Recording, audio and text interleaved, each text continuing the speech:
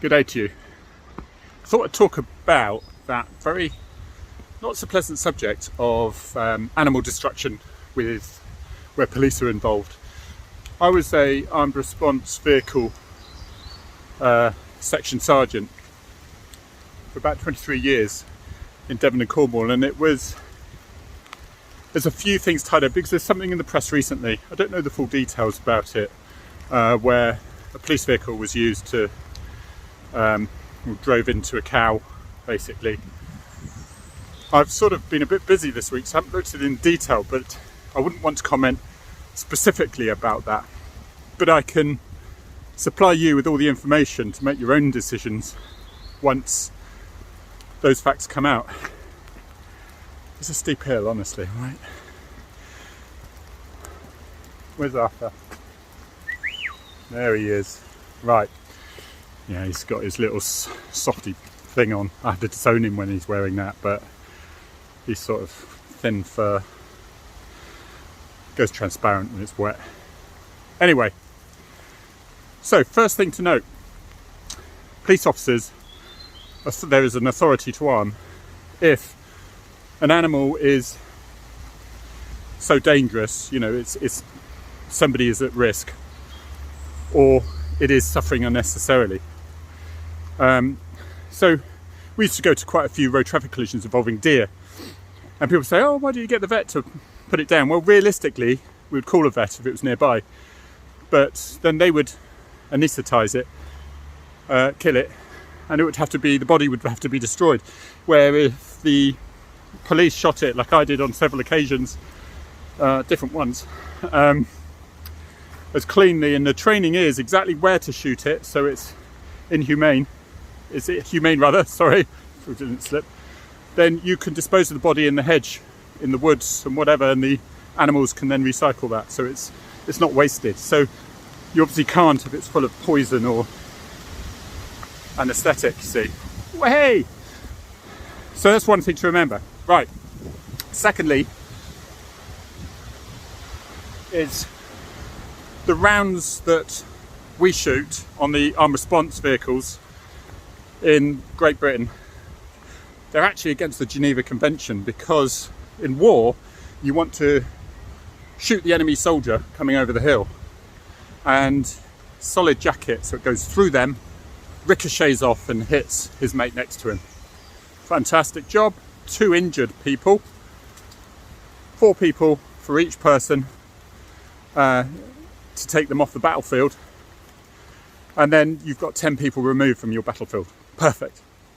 Now, we don't want that happen in policing. If we shoot the bad man, armed robber, who's just about to shoot the hostage, and the round goes into a woman with her pushchair in the bus stop, that's not very good, is it? So they fragment. And so if you're shot with a police round, it's highly unlikely you're going to survive, because it fragments, spirals, each piece spirals off, ripping and destroying vast amounts of blood vessels and things. So when it comes to a big cow or something, it's very difficult to quickly kill. See, dogs and things like that are one thing. Small deer, fine, but if you've got a big bull with a sort of a ski of solid someone's turning up, I'll go this way, they'll think I'm crazy, of solid bone in sort of a ski slope, the round will just fragment and just piss it off, quite frankly. So then, looking at it quite gruesomely, really, Arthur!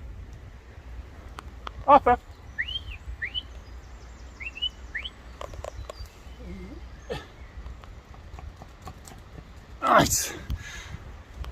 So then you think, look, ultimately, if this thing is rampaging around and is smashing into cars, and because these things are angry, and the farmer says, there's nothing I can do. Darting will not work, guys. Darting is not like on television, where you dart something and it goes, whoa, and you can then drag the rhinoceros off into the zoo. It doesn't happen quick enough. It takes enormous amounts of time, and it's an imprecise science. And in the meantime, why are you darting it? Why are you shooting it? Why, if it's not that dangerous in the first place? So if you've got a cow in amongst traffic and it's rampaging everywhere, which I have seen several occasions in my career, if you don't need to stop it instantly, then there's other things you can do anyway. You can corral it into a place, and often these things are always done first of all. And it has to go through a sense of authority. It has to go through a force incident manager to assess the situation, to see, yeah, there's no realistic opportunity to deal with this now.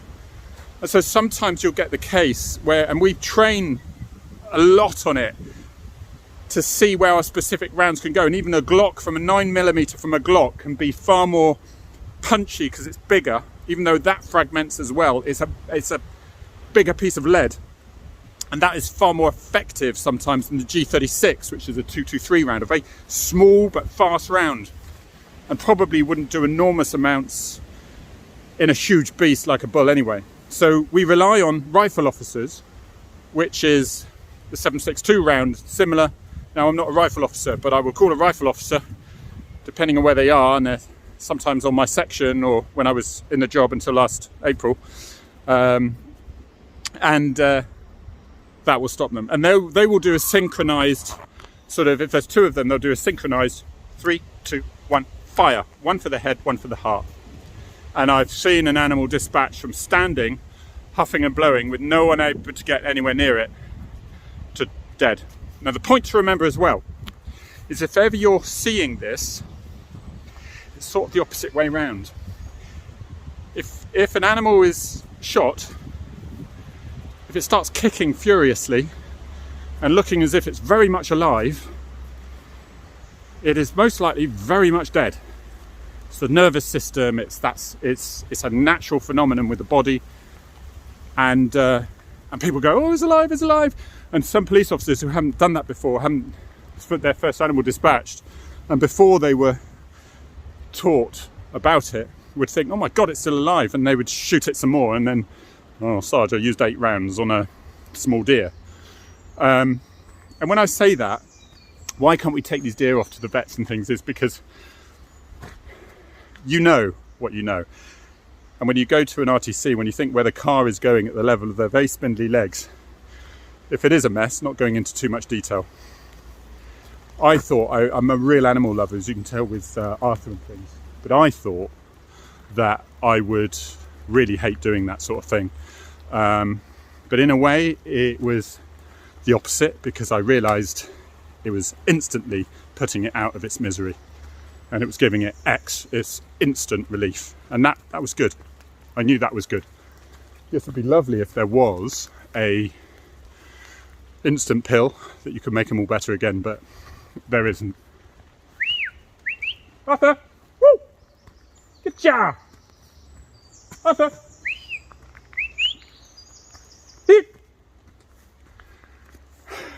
Smiles away. He's an inquisitive little sod. Here he is! So I hope that explains a little bit about it. It's another hill, honestly. You can't see the hills in this thing. And I hope the sound isn't too bad. But that's the way it is. So, if it comes to the point, rifle officers, too far away. Alright, cutbacks. Special rifle officers, you'll be an ARV for a bit, firearms officer, and then they'll specialise in, yes, another course. It's quite involved.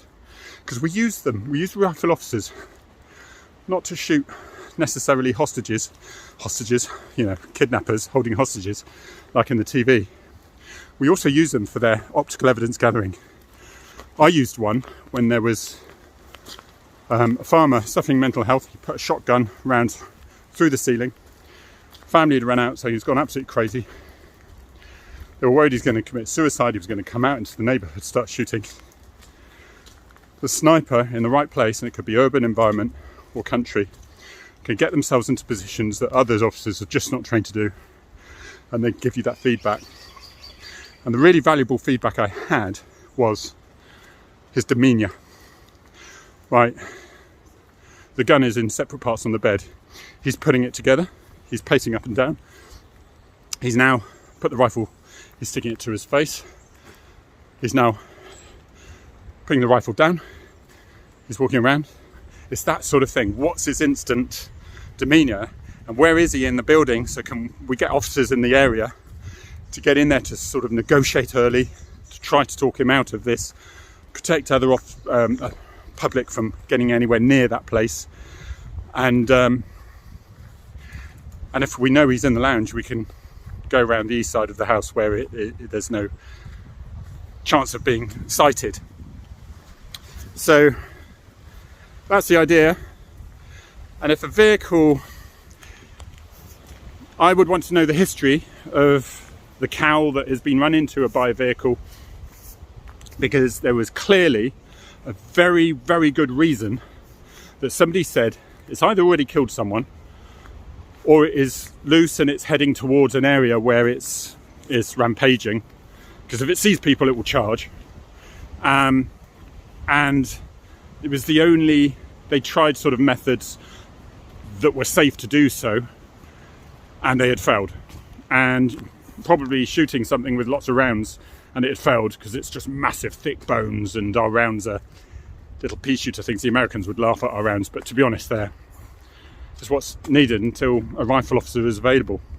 Yes, we should get more rifle officers, but we live in the real world, don't we? Yeah. We're even losing ARV officers, 2% last year. I think it's going downwards now, it's not going up. Serious problems. Less police officers in the pool, less specialists to choose from that pool, and then specialists from those specialists. They're tough courses, and they have to be, don't they? So sometimes I wouldn't criticise outwardly using a vehicle, and then you get all these armchair experts. Well, that's really cool, they shouldn't have done that. Well, if it had stopped your mother from being charged by the bull and killed, then I suggest it's looking a bit better now, isn't it? Yeah. One thing I need to mention, we do have shotguns as well, and those would be like a solid ball that would be sufficient for that sort of animal. 7.62 would be a better one. It's more high velocity, and it's a more punch behind it, so that's rifle officers always first choice.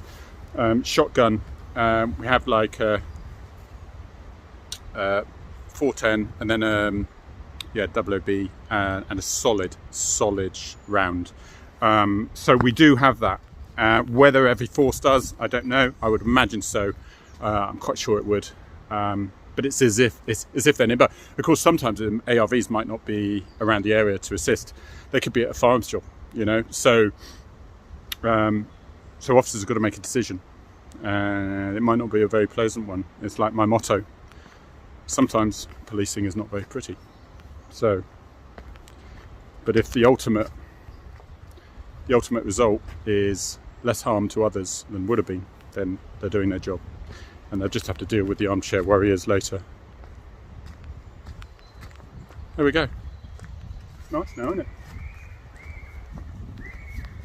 So as I say, you get my book, Firearms and Fatals, from Amazon. It's a bestseller, and it gives you 30 years of policing experience, and especially if you're interested in the police, joining the police, it gives you more the practical advice as opposed to the technical stuff or the politically correct stuff. It will give you the other stuff as well, which is just useful to know and might save you a little bit of time learning it naturally. All right, thanks for listening. Take care. It's raining again.